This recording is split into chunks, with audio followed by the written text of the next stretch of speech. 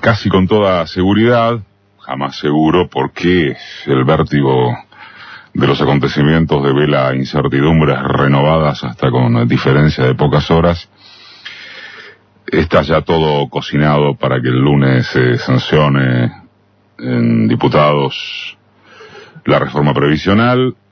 Todos los datos que manejamos, todas las fuentes consultadas, hablan de un casi cómodo quórum de Cambiemos y sus aliados. Los gobernadores ya fueron perfectamente apretados en la mañana, en el mediodía de ayer, entre el mediodía y la tarde, y tendría que ocurrir una sorpresa, bueno, justamente como tal, no prevista como para que no vaya a suceder eso. Sin embargo, hay algunas preguntas y certezas que ya no tendrían retorno al cabo de esta triste semana argentina. Triste, repulsiva y muy desafiante a la vez, ¿no? Las imágenes de los alrededores militarizados del Congreso fueron de una potencia estremecedora que no se veía desde hace 16 años, cuando las jornadas del 19 y 20.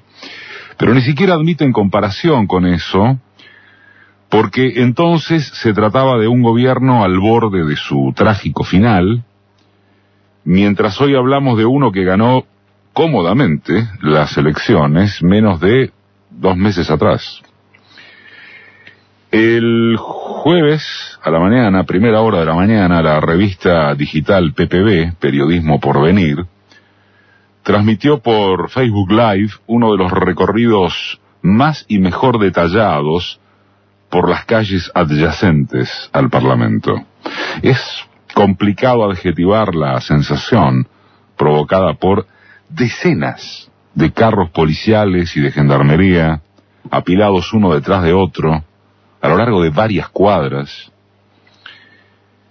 El miércoles, en actitud anticipatoria, ya se había desatado una represión que incluyó diputados heridos, o sea que no había por qué llamarse a asombro, cuando al día siguiente escalaron las balas de goma, los gases, los palazos. Pero ya bastaba con esa imagen de las vecindades del Congreso, tomadas por un despliegue inédito de fieras cebadas, gracias al discurso oficial que las habilita, por supuesto. Alcanzaba desde antes, esto queremos decir, fotógrafos atravesados por perdigonazos de página 12 y perfil, por si alguien quisiera hallar preferencias ideológicas de los soldados de Macri, legisladores atacados por perros, gente en el piso a la que continuaron apaleando. Son secuencia natural de antecedentes múltiples y de un objetivo prioritario, o al revés, visto en orden de tácticas y estrategia. Los unos van desde el asesinato de mapuches hasta el clima de racia por portación de cara que se advierte a diario, pasando por lo ocurrido también frente al Congreso, claro, parece del siglo pasado, ¿no?, en este gobierno, cuando se quiso montar la carpa docente. Y la salvajada de detenciones arbitrarias tras la marcha por Santiago Maldonado, cuando fueron los 3 meses de su desaparición, que ahora se arregló bajo el simple expediente de su ahogamiento sin importar como consecuencia de qué y quiénes. Está dicho en una composición circulante en las redes, ¿no? Ahora que viste cómo acciona Gendarmería en pleno centro de la ciudad de Buenos Aires, frente a todos los medios, ¿podés imaginar cómo se ahogó solo Santiago Maldonado? La otra, la estrategia a cada paso de las tácticas, es advertir lo que les espera a quienes se animen siquiera a atisbos de protestas importantes, y menores también. Se conoce como disciplinamiento social a partir de alguna retórica de pensamiento crítico académico, al igual que la posverdad, pero es más o menos lo mismo desde que el mundo es mundo. ¿Por qué se apuró el gobierno a lanzar esta andanada de proyectos, pero en esencia la reforma previsional,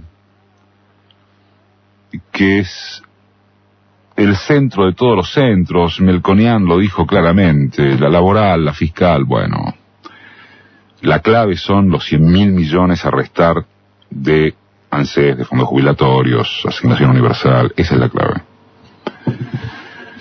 ¿Por qué se apuró? Porque una lógica relativamente implacable sugiere que pudieron haber esperado a febrero, incluso a marzo, reinicio de sesiones ordinarias, vacaciones o retorno de las vacaciones, un clima político, gremial, social más adormilado. ¿Cómo sucedió acabar en una Carrió-que, presa de su propia caricatura,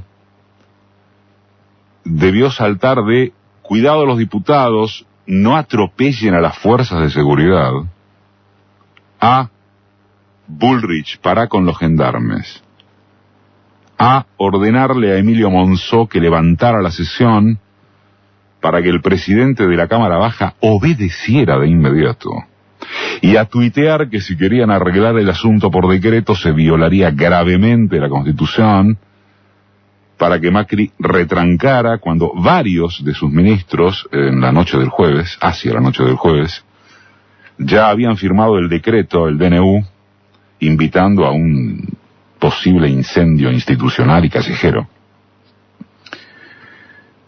Las respuestas no son terminantes, quizás sí complementarias. Nos importa más cierta pregunta subyacente, pero está bien, las respuestas. Primero, que avanzaron de puro bruto en la confianza del refundarse del ahora o nunca tras el resultado de las elecciones. Segundo, que la tranza consolidada en el Senado, con el amigazo Pichetto, y en diputados, con la influencia de los gobernadores sobre varios de sus sensibles comprovincianos tras el pacto fiscal firmado en Casa Rosada a mediados de noviembre, garantizaría el quórum y la aprobación del hachazo a los fondos jubilatorios, asignación y acompañantes. Tercero, de las horas previas al cálculo del número necesario, 10, 11 de la mañana del jueves, que provocaría su efecto carpetear a alguno de los legisladores banelquizados, por favor, es solo una figura, pero conmovidos por un Congreso rodeado de gendarmes y represión. Cuarto, que en el cálculo oficial no estuvo la acción persistente de la bancada K, conducida, en verdad, sin desmayo por Agustín Rossi, y capaz de sumar, entre otras, voluntades del Frente Renovador ya eximidas del casi retirado Sergio Massa. Quinto, que el gobierno perdió la percepción de su tan mentada producción de subjetividad, ¿no? Para adjudicárselo al PRO esto, pero si echan empleados del Estado, así sea mansalva, no le importa mayormente a nadie, o mejor todavía, son grasa ñoqui que debe sacarse de encima para ahorrar plata. Si el manejo informativo sobre la tragedia del submarino fue de terror, bueno, aunque pasaron a tener algunos problemas con el voto de la familia milica, de la clientela militar,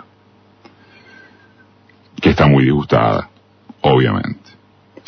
Si la reunión en Buenos Aires de la OMC concluyó en cuasi papelón para el gobierno argentino, con una postura en defensa del libre e integrador comercio mundial para que el delegado de Trump les escupiera el asado, y tampoco interesa mucho porque casi nadie tiene la menor idea de qué vendría a ser la OMC. Pero si se meten con los fondos de los jubilados, y ni hablar de que lo hacen por urgencia de fondos que en contrapartida le proveen a psojeros, mineras, establishment generalizado, el capital simbólico del discurso de los globos se les complica. De hecho, circulan informes de consultoras que indican una impopularidad manifiesta de este proyecto de reforma, análoga a cuando intentaron el 2x1. Es decir, un punto de quiebre o un cierto punto de quiebre. Como fuere que esto vaya a resolverse, en la coyuntura parece muy claro que el lunes consiguen el quórum sin problemas. Lo que no tendría retorno es que la impericia en esta circunstancia del macrismo ha llevado a un relativo pero impensado reabroquelamiento de sectores de la oposición.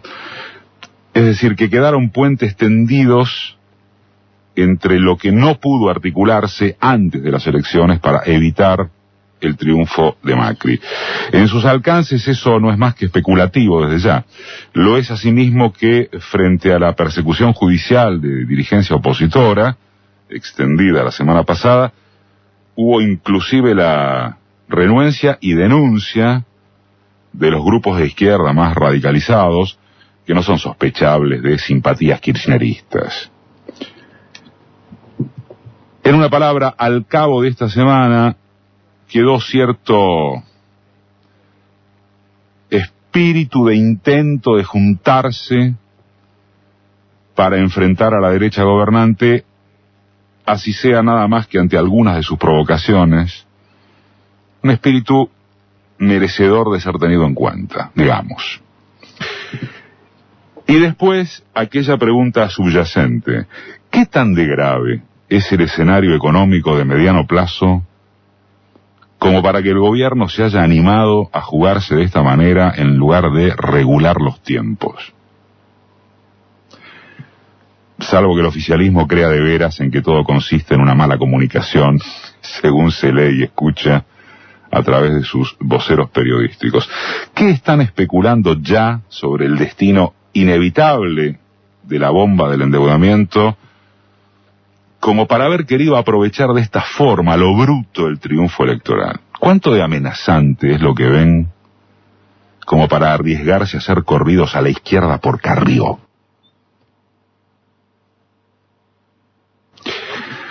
El colega Hugo Pressman, en su sitio pressmanhugo.blogspot.com, ubicó, me pareció interesante, esta avanzada del macrismo bajo el retrato de unos tripulantes que se bajaron de una nave precaria para, estimulados por las urnas, subirse al Titanic.